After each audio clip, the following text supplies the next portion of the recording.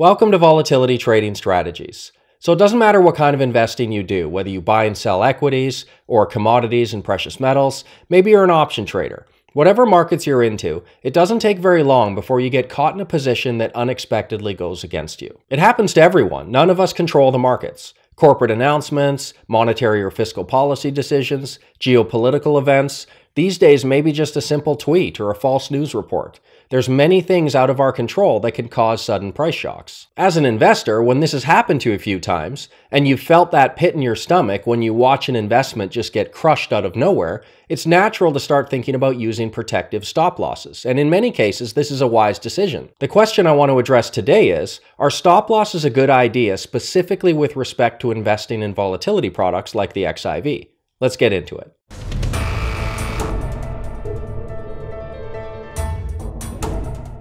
So there's no question that markets can be volatile, and as the name suggests, volatility products can be even more so. It's not uncommon at all to see some of these products drop double digits in a single day. Here's a chart showing all the single-day crashes of 10% or more that the XIV has suffered. Now, the XIV launched on November 30th of 2010, which was only 7 years ago, yet it's already seen 35 single-day crashes of 10% or more. That's an average of 5 per year. And you can see the biggest one was nearly 27% after the Brexit vote in June of 2016. So it's easy to see why I get so many questions about whether we should use stop losses in our volatility strategies. On the surface, this seems like a very good idea, almost common sense. Just set a 10% stop loss and avoid all of those bad days, right? Unfortunately, it's not quite that simple. Volatility is a different animal, and it does have a mean reversion component to it. There's plenty of times when we see volatility spikes, only to have them settle back down later on when more news of whatever caused the spike gets disseminated and absorbed by market participants. Fear hits us hard and fast, and we can hit that panic button in a matter of seconds. But rationality takes a little longer, and we do often see this pattern in the volatility markets. Big intraday spikes that settle back down later on. And for anybody who uses intraday stop losses, this can cause you to get what's called whipsawed. Essentially, the market crosses your threshold, your stop loss gets triggered, and then the market recovers later on and you end up feeling ripped off. Doing the very thing that's supposed to protect your money ends up costing you money. So the argument for or against using stop losses really comes down to how many times you get whipsawed and lose money because of it, compared to how many times the stop loss actually helps you. We'll go over some data to try to determine that, but first of all, we have to decide what kind of stop loss we're talking about, because there's a few ways to go about it. The first is what's called a trailing stop loss, which is just a set amount below the price which continually adjusts going forward. So if you bought a security for $100 and you set a trailing stop loss of 10%, your initial stop loss would be at $90. But this trailing stop follows the price of the security and adjusts constantly as the price moves around. If at a point in time it reached $200, your stop loss at that point would still be 10% below the price, but of course now that would be $180. It just follows the underline until the continuous trailing stop loss level is breached. Trailing stop losses can be useful for certain longer-term investments, but they aren't appropriate for my strategies because I look at my volatility indicators with fresh eyes every single day and give out the new daily trade signal. If something fundamentally changed and we needed to exit a position, the new daily trade signal would be to move to cash. And on the flip side, if our position was down money, but all of the indicators were still flashing positive, we'd still stay in the trade another day anyway. I view all of my investments as brand new single-day trades. Now, we may hold the same position for weeks or months at a time without changing, but we still check the signals every single day, so a trailing stop loss is not appropriate. But what might be useful is an intraday stop loss, something that gets us out of a trade if anything bad happens within that one-day window where the trade signals were given. What you're looking at here is a breakdown of all the times the XIV suffered more than a 7%, 10%, and 13% intraday drawdown since the XIV launched 7 years ago. Starting with the first row, the XIV has seen 95 intraday drawdowns of 7% or more. Of those 95 times, using a 7% stop loss would have helped in 48 of them, or 51% of the time. Pretty much 50-50. Sometimes it helps, sometimes it hurts. The next two columns are for how many times the 7% stop loss would have helped or hurt by more than 3%. We don't really care about the small differences, but there are times when it's a bigger move, and again it's 50-50.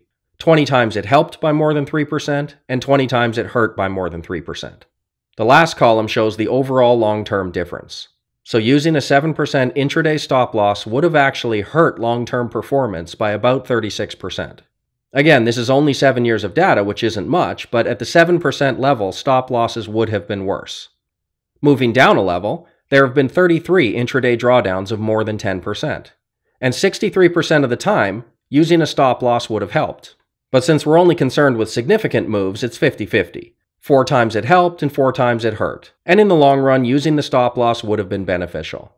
Now, 7% over the course of 7 years isn't much, but technically using a 10% stop loss would have helped. Down to the third level, there's been 11 intraday drawdowns of more than 13%. This is getting into the range that we really care about. 7 or 10% drawdowns aren't much fun, of course, but pretty common with volatility products. But 13% or 15 to 20%, these are the ones we're trying to avoid. And here the results swing back the other way. Using a 13% stop loss actually hurt more than it helped.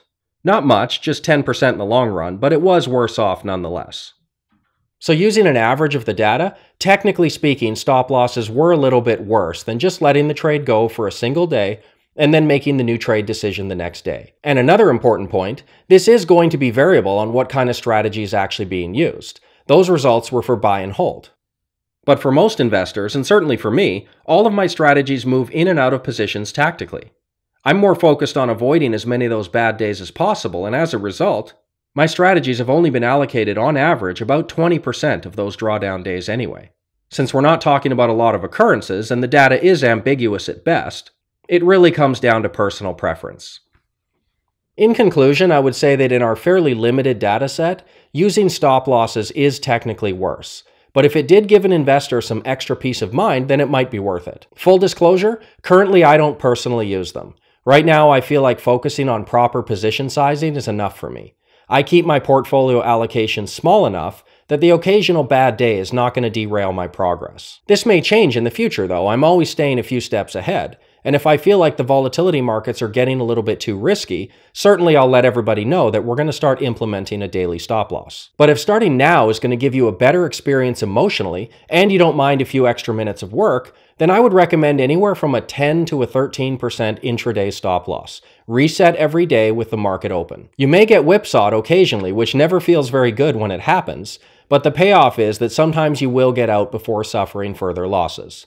But there is no cut and dry answer here, so if you have any questions at all, feel free to email me and I'd be more than happy to elaborate on this subject. Thanks for watching.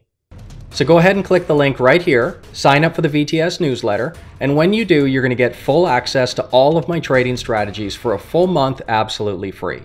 And if you are new here, please consider subscribing to my channel. Also, if you have any questions or comments, I'd love to hear from you, so go ahead and leave those in the comment section below. See you next time.